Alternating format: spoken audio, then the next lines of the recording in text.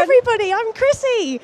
I'm the founder of SoPea Bath and Body, and I make all things fun and relaxing for your bath and your body with sensitive skin in mind. Today what I'm going to be doing is a soap making session, which is cold process soap. We're going to go through all of the different processes, the safety, the science behind it, and make something really pretty and smells good and gets to clean yourself with it too. Hi everyone, I am Jules from Resin Jules. I do resin. So You do beautiful resin, though. I do beautiful resin, thank you. I am all about colour and sparkles and making dopamine decor. That is my thing. Today we're going to be doing my drop swirl pot. So I'm going to show you the technique that I developed myself for this cute little pot. And I'm going to be making some extra little bits with the coaster kit. So I'll be using Mouldd resin. I work with Mouldd resin because I personally think they are the best. So yeah, I think Chrissie's going to take the lead because you've got a few more steps than me, haven't you? I've got a lot of steps. You've got a lot of steps, so go for it, mate. I'll just stand here and like dance. You can be there and look beautiful as always. You'll be fine. So there are a good few steps to soap making. The first thing to talk about is how do we actually make soap? And it is a mixture of oils and butters, which I've pre-prepared in these little buckets here. We'll get those out in a moment. And you need to mix a caustic substance with it called hydrogen peroxide. Sodium hydroxide? Sodium hydroxide. There we go. We don't want hydrogen peroxide. So thank God I'm here, mate. It's also called lye. So there's a few different names for this particular substance. But without it, you can't make soap. It doesn't exist. The great thing about it, or the interesting thing about it, is that just mixed together on its own, if you have that touch your skin, it will burn your skin. But when it comes into contact with the oils and butters, it goes through a process called saponification, and that's what turns the oils and butters into soap at the end. The sodium hydroxide, it's not present in the final soap, so then that means that when you use the bar, you're not melting your skin off, you're just getting rid of all the dirt, which is great. So it's a processing agent that is non-existent at the end of that soap making experience session, whatever. Process, that's the best word to use. Yeah. Yes. So I'm just going to start getting things mixed up together.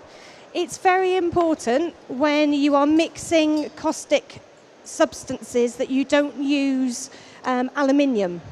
It will off-gas and will make you feel very poorly, and it will actually also destroy anything that is made of aluminium. So you need to use a stainless steel something to mix your lye with.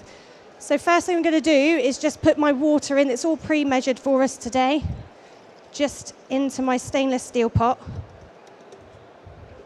I don't need that one because I've got it all pre-measured in here. Here is what we have. Here's the lye crystals in here. So we're going to very gently pour these in and dissolve them, if they'll come out. While you're mixing them up, am I all right to Yeah, you carry on, lovely.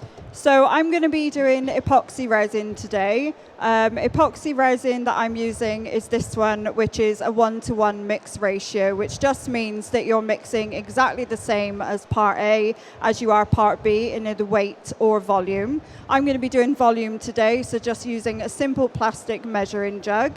I like to use these jugs because they're really easy to clean. Once the resin's cured, you just give them a little crack and pull the resin out, and then you can reuse them. So I'm going to go ahead and start pouring my part A.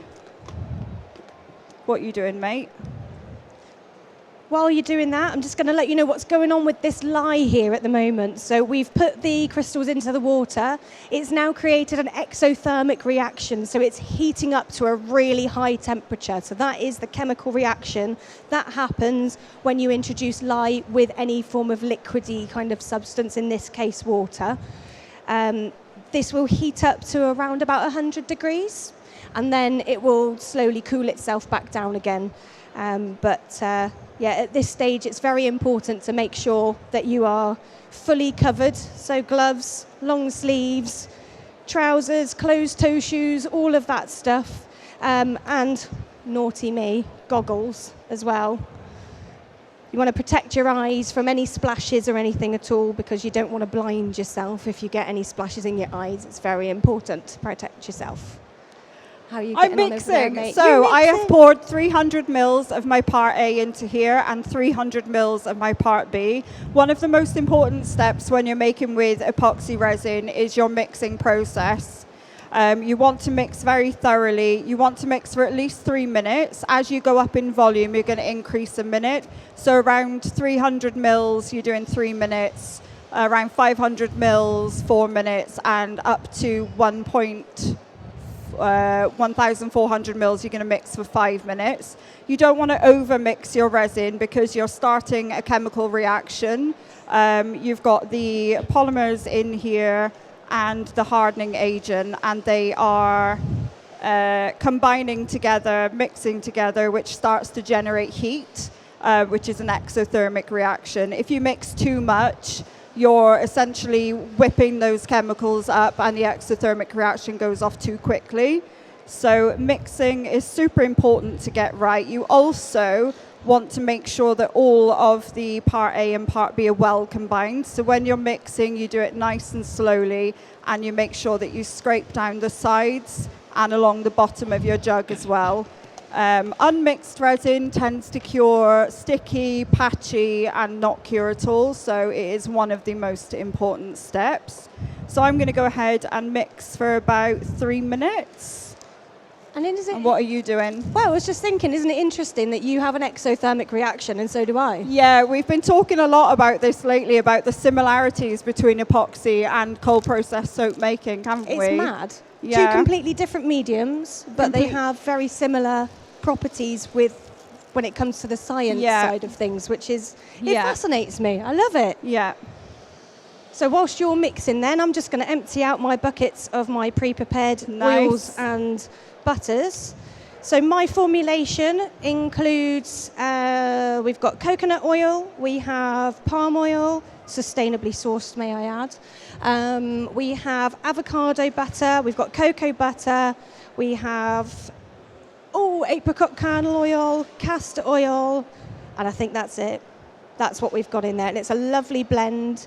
It doesn't leave your skin dry or anything at all. Oh no, it's gorgeous. Really lovely. Really, I'm totally really hooked on all of your... You love my stuff, I don't do. you? It's so hydrating. It's lovely. And gentle. It is very. So let's get this other little bucket in if I can.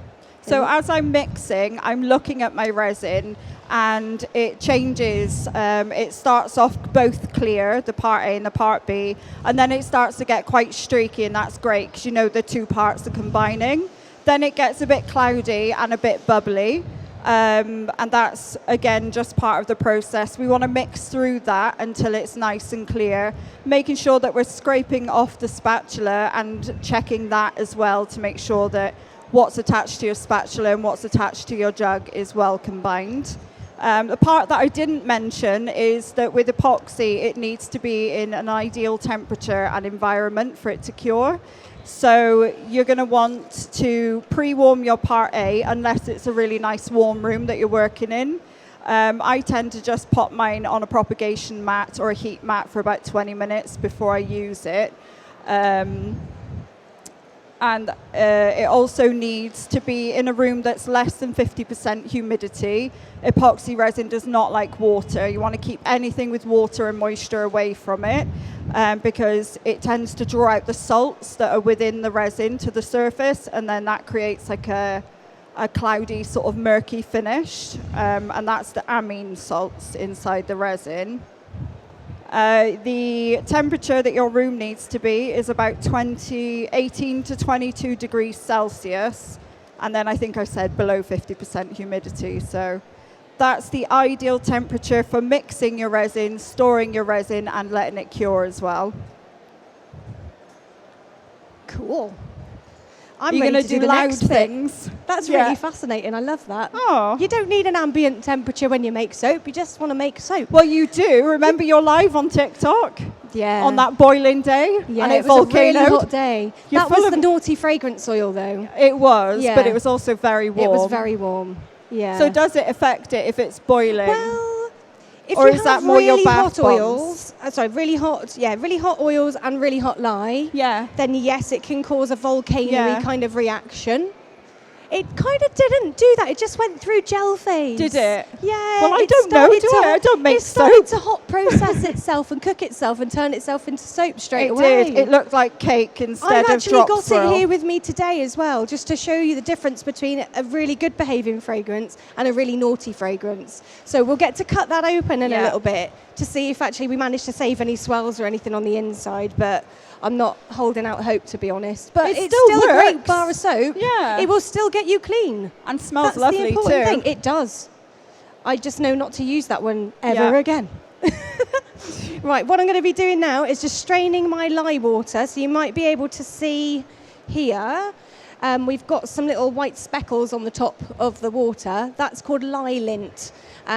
It's kind of the salts that are on the that have been produced within the lye water itself. Doesn't hurt the soap. You can dump it straight in if you want to, but I like to be just extra safe and strain it out just in case I've got any undissolved lye in here, because we don't want that going into your bar of soap, because then you're going to end up having something that hurts you rather than cleans you. So it's important that we follow the safety and do the precautions where necessary. So that's going in.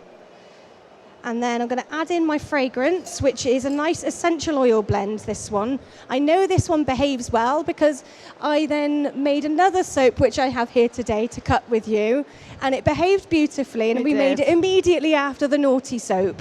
And this is the blend that I used in that soap, so we know it's going to behave well. So I'm going to pop that straight in. There are some fragrance oils as well that you must put in after you start blending, because they will accelerate the soap batter, which means it starts to set quicker and starts to go through saponification quicker.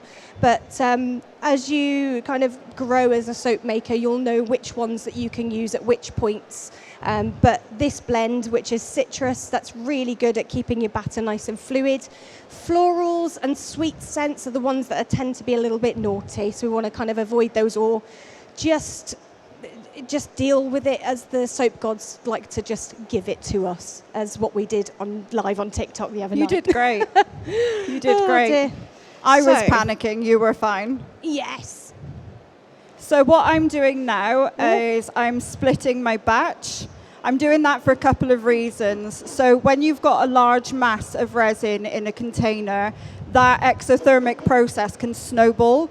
And that just means the more mass and the more density you've got, the more heat it generates, and the least time you'll have to work with it. You generally get about 40 minutes with this particular resin. However, you want to check your brand of resin to see how long you're going to get to work with it. So I split it off because I want different colors and I don't want it to get too hot too quickly. And we're going to do sort of similar, we're doing the same colors and the same sort of technique, aren't we? So we're doing a drop swirl technique. Which I stole from the soap community. You did. Sorry, How guys. very dare you? It was ours and you stole it. You coined it for resin making. I thought, I love this, but I don't want to do soap, or I couldn't do soap. So let me just try and replicate it in resin, and I managed it, didn't I? You did. I did. You created a whole technique in resin, which I'm is going to amazing. show you that today. That's amazing. So we're going to do so that. Exciting. So what I'll be doing is adding in some pigment paste into these cups of resin. So there's a few things that you can add into resin. You never want to go more than 10% with any additive. That's because it interferes with the polymer bonds from curing, and that can leave you with sort of bendy resin that doesn't cure properly, and it can interfere with the heat resistance of your epoxy as well. So we're going to add in a little bit, and that is 10% by weight and volume again. So I've got pigment paste, and I'm going to add that in. While you're doing that, my lovely, I'm going to just split off some of my colours, some of my batter into my colours. So I've got my pink for the Jules, I've got the yellow for the SoPea, and we're going to pour some of this off. So I've slightly blended it a little bit to bring it to an emulsion. So that's just pulling the oils and the butters together. And it's still quite a liquidy batter at the moment. We'll get to a thicker stage in a minute when we start to mix a little bit more. But what I'm going to do is just split a little bit off into here. We didn't even see that. There we go. I keep forgetting that little camera's there. I need a little cross on here or something to say this is where you need to be. Right, a little bit more in there. This bit we're just going to leave plain, so it's going to be the natural colour of the soap when it comes out. I'm hoping I'll be able to cut it tomorrow, you know. Yeah. Yeah, it's so quite I think cool. later on in the day tomorrow, if any of you are here, if you'd like to see a live soap cutting of this actual soap, come on over to E41 and then we can do a live soap cutting together as well. Leave it on my propagation mat. Thank you. You're welcome. Oh, you're ever so helpful. I know, you're aren't very I? kind. Right, so I'm just going to mix in my colours a little bit, and then in a moment I'm going to start with my stick blending. So some of the things that you can mix into epoxy resin, I've already mentioned the pigment paste. You can also mix in micas, so you've got mica powder. You can do glitter, all sorts of glitter, anything from your eco glitters to your PET. You can preserve things in epoxy resin as well, so like dried flowers, dried fruits, little ornaments. It's pretty versatile. We're going to be adding some metal leaf as well, known as gold leaf. What else can you put in epoxy, mate? Very nice. Shells. Very nice. I've got a beautiful shell table. Oh, you do? So you can add shells, sand, and then there's all sorts of different techniques that you can do as well, like creating waves. You can add silicone oil into your pigment paste, and that will create cells in your resin which look like waves on water. What else? What else? Lots of things. You can put in so much stuff. Yeah. So much stuff. So much stuff. Yeah. I'm just going to get my soap batter to what we call a light trace. So I'll tell you what that looks like, well, what it is in a moment, and what we're looking for. So I'm going to start stick blending. I'm going to have to do it at a bit of an angle because I'm a little bit short on here. It's a bit noisy. So it's still caustic at this stage, isn't it? Pardon, lovely? Still caustic at this stage. It is still caustic at this stage, which is why we keep all of the equipment on and everything. The time where it becomes safe, where you can take your gloves off and use it, is usually 24 hours after you've made the soap. So that's when it's gone through its full saponification, it's gone through all the science and magic, and that lye is no longer present in our soap making. Okay.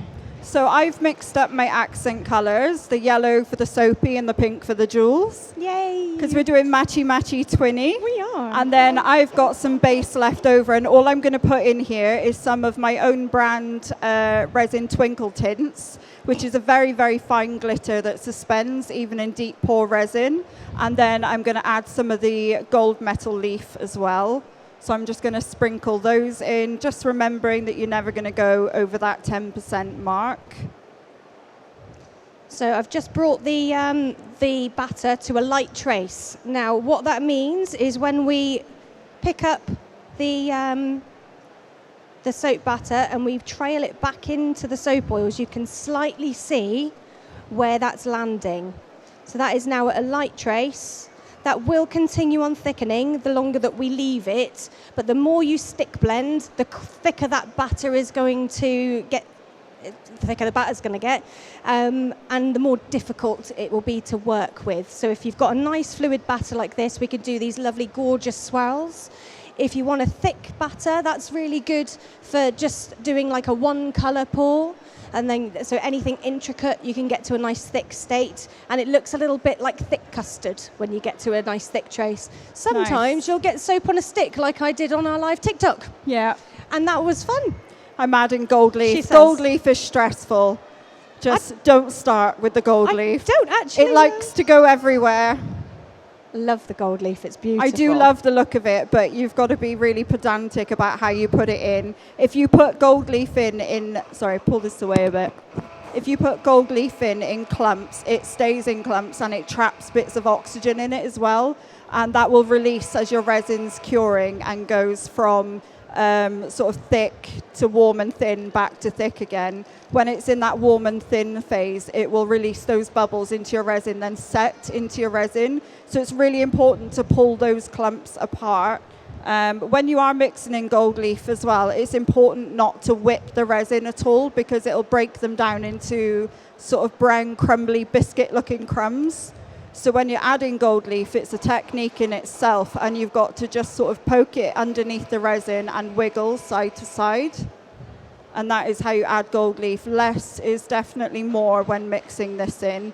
And all we're doing here is just removing the surface oxygen from the gold leaf and submerging it into the resin and letting it degas for a little bit. The resin I'm using, the reason I use it is because it's super beginner friendly. It does degas really, really well. It's also VOC and solvent free, so it's a good one to work with.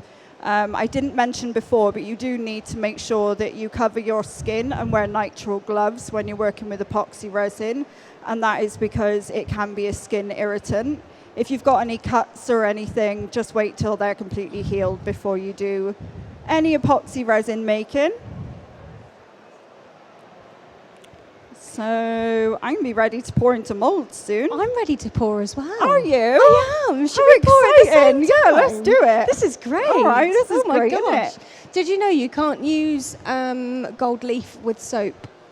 I'm not surprised. Yeah, it tarnishes, which is really sad. Oh. I did it years ago, and I was like, Even- oh, this is really pretty. I love it. I want to do this all the time.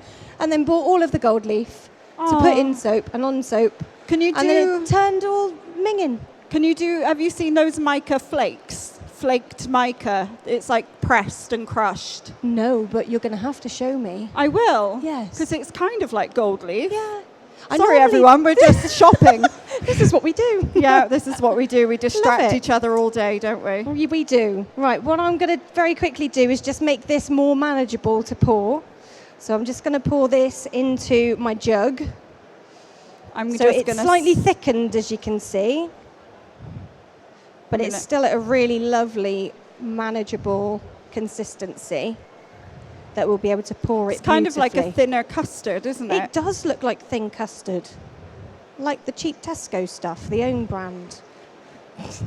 So I'm going to start then, if that's okay. You carry on, lovely. Yeah. Okie doke. So for the Resin Jules drop swirl pot, there's a very specific way that we're going to pour the resins into the mould. And there's very specific ratios as well. We're going to want a lot more of the clear than we are the pigment paste, and that is because we want the depth. I'll show you afterwards when I demold. We want the depth and the 3D element. If we flood it too much with the pigment paste, it will just completely take over all of the clear and we won't get any of the depth. So we're going to start off with the lovely pink. I've got here a silicone mold, and my aim is to get some to about not quite a quarter of the way up. So I'm going to pour down into the middle of the mold. So just pouring nice and slowly and gently. And then there is a really important step straight after you've done this bit. And this is to reduce bubbles along the top of the rim of your pot. I love that. So what you're going to do once that's poured in is just pick up your pot and pinch all the way along the bottom. And this is just to release any trapped air bubbles that are down in here, because they will result in sort of sharp bubbles in your resin. So I'm going to do that. Give it a little pinch. Shall I do my first pour while you're go doing for that? it, mate. So whilst it's been sat there, you can see it's thickened up a little bit as well. But we give it a little stir and it gets back to a nice manageable consistency again. So we've got our wooden mould. It is lined in silicone, which makes it nice and easy to take the soap out afterwards, and also stops it from being really messy, really. So first thing I'm going to do is take our nice big pot, jug, of soap, and I'm just going to pour a layer in.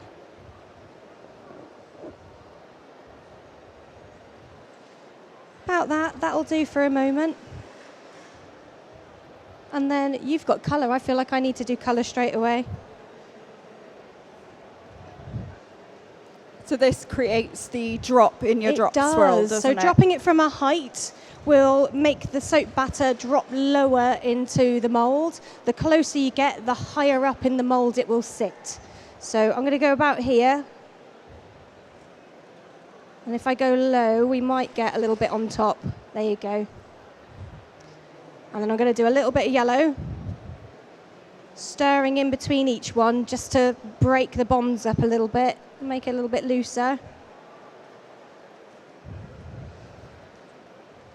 And then I'm just going to go in one big swoop of, a couple of swoops of the clear batter as well. What this does, just swirls the colours together on the inside. Oh, it's so pretty. Oh my God, look how lovely that is. Oh my gosh. That's going to be a beautiful cut. It is. I can't wait. I can't wait. Oh. We love a demold day, don't we? Yes. We video call each other while we're at work and my just God. sit there and demold stuff We and love squeal. it. It's so satisfying. Absolutely love it. So while you're layering I'm going to carry your on. layers, Did you want to do your pretty Yeah. bits? So now I'm going to be using that clear and gold leaf base that we made earlier, and I'm going to fill this up almost to the top. I do have some little other molds as well, and if I've got resin left over, which I will have, I'll fill those up. We'll just I'm really freestyle enjoying it with myself those. here.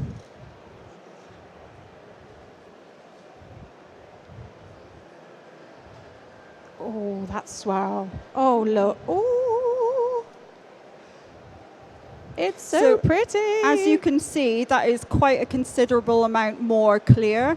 And this is the part when people message me and ask how to do this technique. This is the part that they tend to get a bit wrong, is that they don't anticipate just how much clear you need.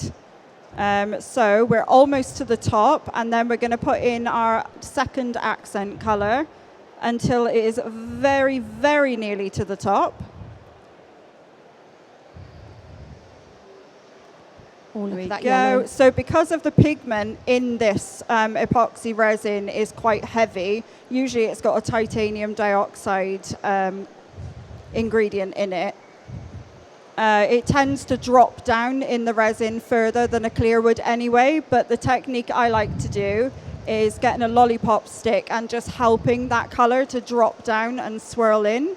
So what we do is we get a lollipop stick and we're going to push the yellow down, all the way down to the bottom of the pink, wiggle it around a bit and bring it back up, and we're going to do that 3 times around the mold. And this will create the beautiful swirls that I'll show you later on. If you don't do this technique, you will still have a slight drop, but it'll be about 1/3 to half of the way down, and you won't have that depth. So just popping the stick in, pushing that yellow down and sort of scooping and then wiggling up. Resin does tend to come out and spill over when you do this point, but don't worry. Don't worry about it. It gets everywhere. That's part of it. So I'll do one over here and one over here. And then I'm going to repeat on the other pot. Oh, that's lovely. We have spillage. That's okay. There's always spillage. There's always spillage. Yeah. I've just had to clean If loads you up haven't as made a well. mess, 1, I admire you. And 2, are you doing it right? Yeah. And are you actually having fun? Because if you True. don't make a mess, surely you're not having fun. Maybe. Yeah. Maybe. Maybe. Maybe. That's true for us, for yeah, sure. very. I'm a very messy SoPea, as you've probably seen me cleaning up quite a bit. I get much messier than this when I'm at home as well. I'm like, So once you've done your drop swirl, what you want to do then is just get the rest of your accent color and make sure that it's full just to the brim and not over. So just swirl that in. Is it up to the brim, not over the rim? Up to the brim, not over the rim. There we are. I'm just adding in the last little bits of the soap batter, the coloured that I have left over to the end, just to make a pretty pattern on the top. And then we're going to just use our spatula just to create some pretty waves on the top as well once it gets to the right consistency. I'm playing with mine for absolutely no reason other than I want to. So those are the drop swirl pots done. That is going to take about 12 to 24 hours to set cure, and then 3 or 4 days to fully cure. So set cure just means it's not bendy anymore, it's gone hard and you can demold it. But full cure is about 3 to 4 days later, and it happens invisibly, and it's just where those bonds have completely tightened and strengthened, and your resin is fully heat resistant and cured. Cool. Mine also goes through a cure as well. So I guess mine would be a set cure of about 24 hours, sometimes 48, depending on how warm it is out and about. And that means that I can demold it and I can cut it. And then when it's ready is around about 4 to 6 weeks. A little bit longer than your couple of days. A little bit longer, just isn't a little it? bit. Yeah. However, if you work with deep pour resin, yes, then you're looking for 7 days for that, for full cure, and 3 days for cure. So deep pour resin is something that you're going to be making your river tables with, your dried encapsulated sort of wedding flowers with, things like that. It's for anything over a depth of sort of up to 10 centimeters with the brand that I'm using. Technically, with this resin, you should only pour up to 2 centimeters. However, because these pots have got thin layers around the outside, they just about cope curing stably because there's a gap in the middle which allows for a bit of ventilation and for it to be cooler. But we're going to do a coaster now, so I'm just gonna go for it with this and have some fun. Go for it, yeah. I'm just going to see if we're ready to, or we're almost ready. So I'm just going to use my spatula just to pick up some of the soap batter from the edge and just flick it into the middle, just to give us a little bit of a pretty pattern. You can do so many different techniques on the top. You can lay embeds on, you can lay silicone, mould type things on that you can peel off afterwards and it leaves an impression. You can do all sorts to the top of a soap. This is quite still schloopy, so we might go back over it again in a little bit when it thickens up, but just to get it to this point. Oh, that bit's okay though.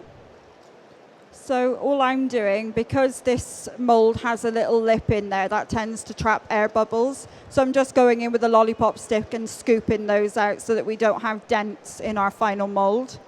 I was just going to say you should probably put your hair up as well because it doesn't come out. I learned the hard way and clearly didn't pay any attention, but here we are. Do as we say, not as we do. Right, that's mine. That's my soap actually done. I quite like that. What do you think? It's beautiful. It's definitely got rhubarb and custard vibes, isn't it? It's gorgeous. I love that. It's so pretty. So I'm going to set that aside for a moment, and then what we're going to do is unmould the naughty soap and the good soap, and then we're going to cut those as well whilst you're doing your thing over there. I'm just playing. You're just playing. Cool. Just playing. So this is a version of what we've just made now. And I've used exactly the same colours bar the titanium dioxide. And I've not used titanium dioxide in the uncoloured portion this time. That was just the white colour that we've got in this one, because sometimes it speeds up the acceleration of the batter, making it a little bit tricky to work with. And I wanted the soap to go well for you today, and I didn't want a naughty soap. Even though I know I've already done it once and it came out beautiful, we wanted it perfect. So let's just unmould this lovely soap. So this is around about, we made this Wednesday? I don't know what day it is today. I think it was late night TikTok on Wednesday. That was when it was, yes. It was. This was the fast one, wasn't it? I don't know how I managed to make this in such a short space of time. Yeah, it was like 13 minutes. It was something stupid, wasn't it? It was. But you did great. is our beautiful, lovely, well-behaved soap. Now you'll see there's a little crack in the top here, and that means it's heated up quite a lot. So it's gone through a gel phase. So that's when all of the oils and the butters and the lye and everything else has got to such a temperature that inside it starts to expand. So when it's done that, it's caused that crack that's in the top there. It's just a cosmetic thing, doesn't do anything else to the soap. But the good thing about a gel phase is that it makes the colours a lot brighter. Now what we can do in soap making is force the soap through a gel phase by going through what we call a C-pop. And that is a cold process oven process. So what we do is we get our soap that we've just made, we pop the oven on to a very low temperature. Once it reaches the lowest temperature, we turn it off but keep the light on, keeps the ambient temperature inside the oven, slot it in there, close it up, and then overnight it will be forced through that gel phase and the whole colour will completely it will just be beautifully bright. If we don't do that, it's not essential, it just won't be as bright. And to combat that, you can just add in more mica. But sometimes it will go through a little bit of a gel phase on its own if we've used hot oils and lye. And depending on the fragrance oil as well, it'll also push it through a gel phase or even cook the soap like we'll see in a minute with the naughty one. So I'll pull that one out as well and show you the naughty soap and show you the difference as to what a naughty fragrance does to a soap. It's crumbling, isn't it? It crumbled. It started to expand a lot that we were at the point where there was a possible volcano going to happen. But we saved it. We managed to get it in the mould, and it got to the point where I was stirring, the stirrer wouldn't stir it anymore. It was soap on a stick, essentially. And we couldn't mix no more. But then it started going through gel phase on its own, didn't it? And then it started getting all nice and soft. I'm so intrigued to see this. I know. Okay. What did you say it was going to look like? Bacon? Or ham I think it's going to look like meat soap. Yeah, meat soap. To be honest, you're not a soap maker unless you've made a meat soap at least once. Really? Is that a thing? Christmas time is usually the time to do it, when people like to do the white and the red together. And they do a lovely swirl, and then they cut it, and it turns out looking like bacon. You're like, I really wanted this lovely peppermint swirl, and it didn't. No, it always turns out like meat soap. So we do stripes in the soap world now to combat that. But this is, look at that. Loads of air bubbles. Very difficult top to work with, that was. But we got it in the mould. I'm actually surprised how well... You did well. You were smooshing it down so hard. I did smash it on the ground a few times to get the air bubbles out, didn't I? She was like, ooh. You were determined. I was really determined to make it beautiful and make it happen. I just didn't want to waste it, to be honest. Right, let's get rid of that. Are you done, mate? I'm going to demould. Oh my God. You let me know when I can. Yeah, you do that. I'm going to set the cutter up. Okie doke. Oh my gosh. So, these have been in the mould for about 3 days. You can leave it in the mould for a couple of days if you want. These moulds tend to last between about 6 and 10 pours. These are just the sort of cheaper silicone ones. You can get mould makers in the UK like Mia from Make It Amazing, and they make much more substantial moulds for small businesses that last hundreds and hundreds of pours. So to demould, you're going to be really careful, because wherever your resin has set along the top is going to be knife sharp, so it can cut your fingers. So you're going to be really careful when demoulding. With this one, it's easiest just to use the force of the table to push the mould down over itself and then pop it up. Ooh, that's so pretty. And then you can see all of those gorgeous swirls. You can come up and have a look afterwards as well if you want to see the depth and the patterns. Wow. But just showing the little camera. That's so good. This is one of the little drop swirl pots. So you can see here how far the yellow spread down. This is the part where I've pushed it down with the stick. And then sort of here is where I've not pushed it down with the stick. So you can see it's only sunk about a third. So this little pot has got a lid, I love that. and I will take that out. These are fiddly. Will that actual pot be available to purchase? Yeah, so I have some of these that I've made on my stand at E41. And we also have these beginner kits with everything you need inside, the resin, the mixing apparatus, the mica powders, and the moulds. Everything you need.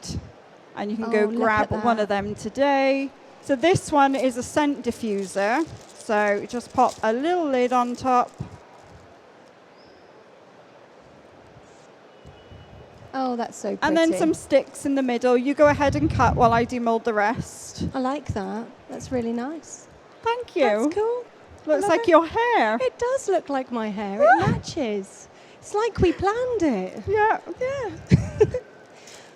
That's I'm cool. so excited I'm to really see this. excited as well. Do Are you it, ready? cut the Oh soap. my gosh! Right. So this is a multi-bar cutter. So it's going to cut our soap into multiple bars at the same time. There are different soap cutters that you can get. I don't need to wear these anymore. Thank God for that. So you can also get a single bar cutter where it's just one wire. You can use a coping saw type of a situation, which will have a wire instead. Most soap making, sort of beginner making kits you can get on different platforms. I don't know if I'm allowed to say, but Amazon, Temu. Mouldd from Temu. Lots of stuff from there. It's great. But there's UK sellers as well, obviously. We need to support the UK sellers. You can start off with just using a knife to cut it. It's just when you do cut it, when the soap will stick to the knife, you just need to twist it off of the knife rather than pulling it because it will leave some of the soap behind. But I know we're all dying to see. I was waiting. I know, I'm sorry, anticipation. I've not ever cut a soap this old before, so I'm hoping strings will survive. So slowly but firmly. Oh my gosh, this is so Should have kept firm. those glasses on. I should have kept them on. Oh God, the anticipation's killing me. Oh, I'm shaking. You're doing it on purpose, I'm aren't really you? I know not. you are. See, I normally cut it the day after, and it's like all the way through. It's great, but this Nearly is there. Wednesday. You're good. How many days You're is this? good. Thursday, Friday, Saturday. 3 days old. Right, here we go. Here we go. Here we go.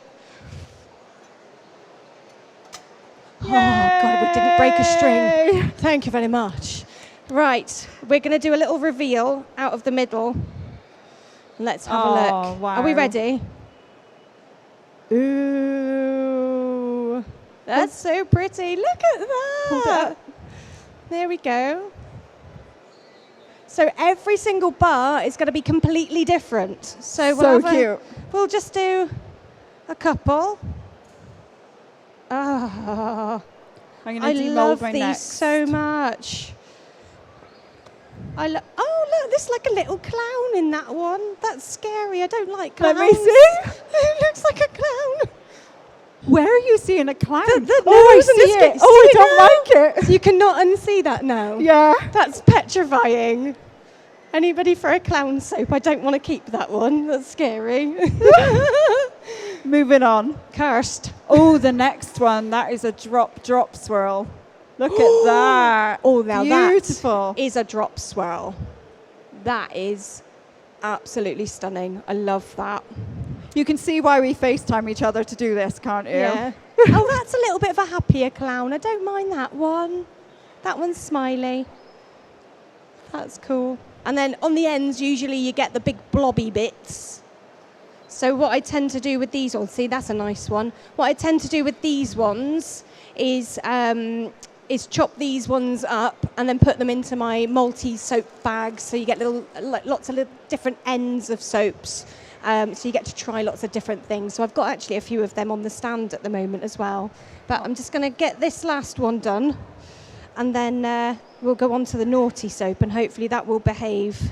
I got some nice drops in this one too. Oh, see, that one went through really easy. What the heck? That just really Well, went... it's not a whole bar, is it? No. Maybe Oh. those strings are a bit sharper. It looks like now that I was faking it all along, but I really wasn't. Look, it's I just think you were. gone, I think you were. I did a sneaky We're not going to look flower. at that. It looks a little bit rude. Let me see. It looks... I'm not going to show that. I because saw it that does straight away. Does it look a little bit rude? We do sometimes get some naughty patterns in these. It's not intentional. It's really not. So this was just a little bit of leftover resin I had, so I popped it in a little heart tray mould. So I'm just demoulding that now. Madness. I did do a cheeky little flower in the other coaster as well, but I didn't talk about it. Oh, nice. I know. Right, let's do the naughty soap, and we'll see if we saved it. Oh, But I'm it's so excited just- to see crumble. I'm really intrigued because it started going through that gel phase as it was in the soap, in the Yeah. mould, and I was able to move it again rather than it being really chunky. Right, so is this going to be, it's going to be an easy cut. What the heck? It's because it's full of air. Yeah. I wonder if this soap will actually, oh, it's not bad. I wonder if this soap will float in the bath. I'm sorry. Oh, it's a bit soggy, I can feel.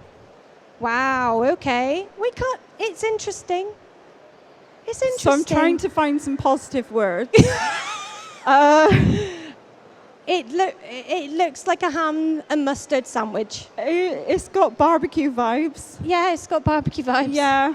So you can see that it's got this like wet kind of, yeah, it's just wet on there at the moment. So that is not lye that's unmixed because we managed to mix that in right at the very beginning like we did with this lovely one.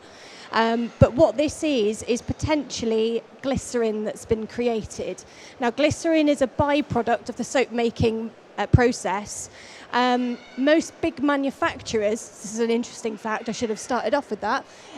So most big manufacturers, when they make soap, they make it in this exact same way, usually without all the pretty colours. They just mix the lye and the oils and the butters and everything together.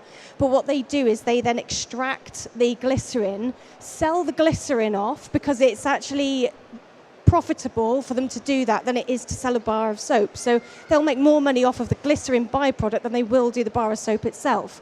So your standard bar of soap that you get in a supermarket doesn't have all of the lovely glycerin that's been created in a bar of soap naturally as its byproduct. That glycerin is what stops your skin from feeling dry and itchy. It allows your skin to be nice and moisturized and begins with H, hydrated. You want that in a soap because you don't want your skin to be dry and itchy, and this is why this kind of soap is a lot better for people with sensitive skin. And so if you find that you're using a bar of soap from the supermarket and it leaves your skin feeling dry, that's because they've taken out that lovely glycerin. So when you're looking at the ingredients, look for glycerin. If it's not got it on there, it might make your skin feel dry. That's a great tip. The other interesting fact about supermarket soap, and I say that because they market it as soap, but it's not. So if you've got a bar of soap, say for example, I'm going to use Dove as an example because they call it a body bar. They don't call it soap because it's not soap at all. There's none of this lovely stuff. There's none of this process that happens. What it is a mixture of detergents that they've put together. The stuff that you clean your clothing with, essentially. Stuff that's in your mop buckets, all of that stuff, but just at different levels that's safe for you to use on your skin. So if you're using a body bar, I can't think of anything else that it would be called, but if it doesn't say soap on it, that's the legal word that they have to use if it's soap.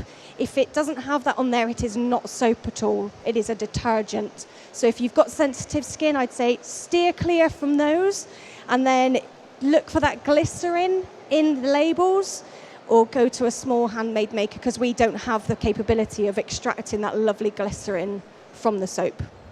So there's my interesting fact. I want to see more meat patterns. You want to see more Yeah. meat? That's cool. Yeah, I Can like I that. see? They're all right. I'm finding it. You finding I'm finding it. Yeah, it's like we're all right. Confetti. Yes. There you go. Soap It's an confetti. on-purpose confetti bar. It is. Yeah. I think we kind of saved it, Yeah. but we'll plain and bevel It'll still that. have all the beautiful properties and qualities. It is still a functional Yes. soap, isn't it? It is, absolutely. And I use what we call a super fat. So the lye that we need to make this into soap, we use slightly less if we want to leave a super fat behind. And what that means is it leaves a little bit of the unsaponified oils and butters in the bar itself, so that you're actually getting extra moisture in your bar of soap. So it's even less drying, which is great.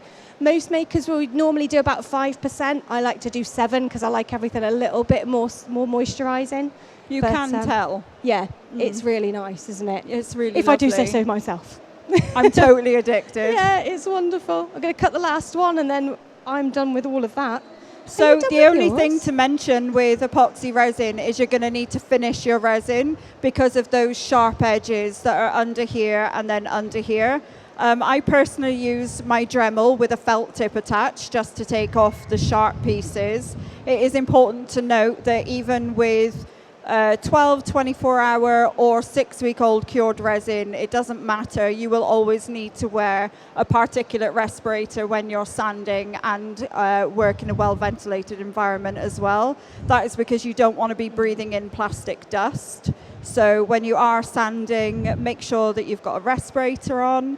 And I think that's it. Yeah. You can use it. I like to use a deburring tool if I don't want to put the respirator on. I don't want all the air machines going and everything. I just use a deburring tool and just trim those little sharp bits off. Bit fiddly with the more round pieces of resin, like your key rings and things like that. It is easier just to whack the Dremel on it. And then you can finish it off by putting little silicone feet on the bottom if you want to. You don't have to, but it's a cute little finish. And if you are making diffusers, make sure you've got something inside to line your diffuser, like a plastic pot or a little glass pot, because you don't want to be putting fragrance oils or anything that contains alcohol into epoxy resin, because it will gradually eat away at it or stain it.